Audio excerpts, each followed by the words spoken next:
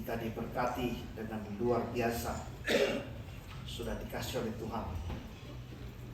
Saya melihat bahwa di tahun ini benar-benar dari anak-anak sampai kita orang dewasa, satu berkat yang besar dan luar biasa, yaitu pemberian atau impat daripada hal-hal yang rohani sudah dikasih oleh Tuhan. Nah, sudah dikasih oleh Tuhan, saya ingin berbicara sedikit tentang di bulan Desember ini kita melihat tentang Natal atau kelahiran Tuhan kita Yesus Kristus yang dirayakan oleh umat Kristen di seluruh dunia. Peringatan kelahiran dari Tuhan kita Yesus. Maka saya ingin kita membaca, sudah dikasih oleh Tuhan di dalam 2 Korintus pasal yang ke-8 ayat yang ke-9 yang akan kita lihat. Tapi baiklah, saya baca dengan cepat dalam bahasa Indonesia mulai ayat yang pertama. Ayat 1, saudara-saudara, kami hendak memberitahukan kepada kamu tentang kasih karunia yang dianugerahkan kepada jemaat-jemaat di Mount Carmel di Makedonia. Sekalipun dicobai dengan berat dalam pelbagai penderitaan, sukacita mereka meluap. Dan meskipun mereka sangat miskin, di sini dikatakan jemaat ini sangat miskin, sudah dikasih oleh Tuhan. Yang saya mau berbicarakan hal itu, namun mereka kaya dalam kemurahan, bahkan melampaui kemampuan mereka. Lihat, mereka memberi kemampuan mereka, bahkan melampaui kemampuan mereka. Padahal dikatakan jemaat yang miskin di jemaat di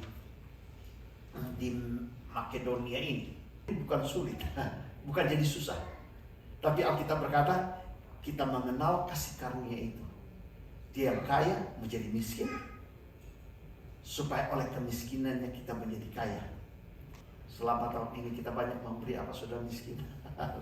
Mari saling memberi, bukan besar kecilnya, sudah dikasih oleh Tuhan, tapi menandakan satu kesatuan, satu kerukunan kita ada dalam persatuan kasih, sudah dikasih oleh Tuhan. Bukan karena saya melihat akan pemberian, saya melihat wah unit Tuhan buat, saudara, yang dikasih oleh Tuhan. Selain daripada pemberian itu, tapi pemberian yang saya terima sudah dikasih oleh Tuhan. Wow, saya bilang, wah ini baru-baru ada di hati saya. Karena sudah dikasih oleh Tuhan. Berapa saya kemarin dapat mesin kopi dan apa itu, blender. Karena beberapa waktu yang lalu saya punya mesin kopi, ya saudara tahu kan, di sana sudah kalau datang ke pastori ada mesin kopi, udah bagus, Keurig. Nah, karena sudah lama, sudah beberapa kali saya harus off dari outlet karena sudah tidak jalan. Saya tusuk lagi, saya pukul dia jalan lagi. Tapi kemarin gua uniknya, kenapa ya datang ini mesin kopi sudah sampai yang sudah teknologinya lebih bagus. Rupanya Tuhan bilang ini teknologi sudah tidak terlalu bagus. Yang lebih bagus cara sudah, wah apa yang di dalam ini 5 tahun tidak mau habis. Sudah. Karena kita mengenal kasih karunia Tuhan. Saya melihat satu kesatuan, saya melihat satu pertumbuhan yang luar biasa sudah dikasih oleh Tuhan. Bahkan saya melihat kemarin anak-anak sudah, mereka ya sehingga anak-anak yang masih kecil sudah dikasih, tapi seperti orang dewasa malam kalah sudah. Mereka nyanyi dengan sungguh-sungguh. Saya katakan, wow, luar biasa. Hati Tuhan sangat senang, saudara. Mereka sungguh-sungguh bertumbuh secara spiritual, sudah. Itu satu hal yang luar biasa. Karena saya sangat concern dengan hal ini, karena saya melihat begitu banyak kuasa setan bekerja merubah yang dulunya kita tidak concern, kita tidak tahu perhatian, merubah mereka punya nature, saudara, yang dikasih oleh Tuhan. Dan saya tidak mau itu terlambat, saudara, menaruh akhlak yang tidak baik dalam hidup mereka, yang evil. Sehingga lihat kejahatan yang terjadi, saudara, di kalangan anak muda, saudara, luar biasa sedang terjadi hari-hari ini. Pastor Michael Kotma, saya bilang, wow, sudah, dia bisa turun dalam level daripada anak-anak. Itu bukan gampang, saudara. Mengajar anak-anak sekolah minggu, guru-guru sekolah minggu, itu bukan gampang. Kita harus turun dalam level mereka, saudara, karena mereka punya knowledge. Dulu saya pernah belajar, kalau mengajar anak-anak harus belajar psikologi, katanya, sudah dikasih oleh Tuhan. Sudah saya melihat bahwa wow, mereka punya bright future. Kenapa? ingin jadi dokter, ingin jadi ini, ingin jadi macam-macam sudah dikasih oleh Tuhan.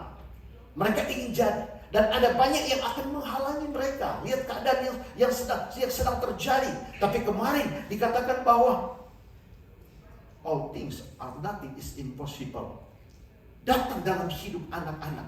Mereka bisa jadi apa saja karena nothing is impossible. Sudah taruh dalam hati mereka, sudah dikasih satu power, satu kekuatan untuk mereka hadapi situasi apapun, dan pasti mereka sukses. Kenapa? Karena itu power eternal, sudah yang telah impan. Ingat, anak-anak mereka masih kecil, sudah dikasih oleh Tuhan, masih murni apa yang ditaruh dalam hidup mereka. Maka itu satu power untuk mereka sukses, sudah dikasih oleh Tuhan. Sedangkan setan berusaha untuk menghancurkan kita. Sebagai saya katakan, wow, guru-guru sekolah minggu do the greater work, sudah dikasih oleh Tuhan. Bayangkan, mau dibekali, saudara. Di sekolah mereka dibekali dengan berbagai macam knowledge, tapi ditambah dengan virus dalam otak mereka. Ini bisa, ini semua sudah dikasih. Yang evil ditambah kepada mereka, tapi sudah mereka punya knowledge dalam hidup mereka. Itu luar biasa, saudara. Beri kemuliaan kepada guru sekolah minggu. Sebab itu bawa anak-anak kepada sekolah minggu. Karena saya terlalu concern sekarang akan pertumbuhan anak-anak kita. Saya tidak mau setan ambil hidup mereka. Atau korek itu next. Ayo saksi dong, saksi. No, I'm afraid. Karena orang tuanya cerita.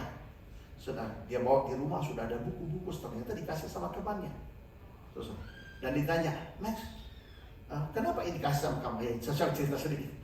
Dia berkata, I heal her. I heal apa ini? Her ya? I did what Opa do. Dia pikir kata Opa, apa itu? Dia sakit, katanya temannya sakit, sudah teriak-teriak, dan dia berkata, in the name of Jesus heal. Anak itu sembuh, dikasih buku-buku sama itu. Sudah dikasih, kita lihat mereka punya pertumbuhan luar biasa. Saya lihat banyak kesaksian, saya katakan wow, luar biasa. Family Fellowship juga sangat diberkati, seperti yang dikatakan, dia mengutus itu untuk apa, sudah ada, dan rekan-rekan yang lain. Family Fellowship diberkati, Pastor Levota, semua yang hadir diberkati, luar biasa, sudah. Amin. He become poor, ia menjadi miskin, that you through his poverty might become rich. Nah, sudah dikasih oleh Tuhan. Dikatakan Yesus datang, dia menjadi miskin, sudah dikasih oleh Tuhan, supaya melalui kemiskinannya, kita miskin dalam segala, tapi saya mau berbicara sedikit agak khusus dalam finansial, dalam harta kekayaan. Sudah dikasih oleh Tuhan bahwa kita orang yang diberkati, kita rich. Karena apa? Oleh karena kemiskinannya sudah kita menjadi kaya. Taruh mereka di Taman Eden, dan di mana ada 4 sungai mengalir, berbicara tentang dunia ini. Tuhan taruh penuh dengan kekayaan, dan Tuhan berkata kepada manusia, dominion, enjoy. So, sabui akan semua itu. Semua itu ada dalam kuasamu. Dimanapun engkau pergi, engkau prosper, engkau enjoy. Kita berkata dia yang kaya. Sudah, dia menjadi miskin supaya kita menjadi kaya, bukan karena under daripada firman, under daripada, supaya kita menjadi kaya oleh karena dia, oleh karena kemiskinannya. Kita menjadi kaya karena Yesus. Sebab itu tidak ada orang yang datang kepada Tuhan yang dia akan hidup miskin terus. Jika saudara setia datang kepada Tuhan, sudah tidak akan hidup miskin terus. Tuhan berkata, emas aku punya, the silver is mine, and the gold is mine, says the Lord of hosts.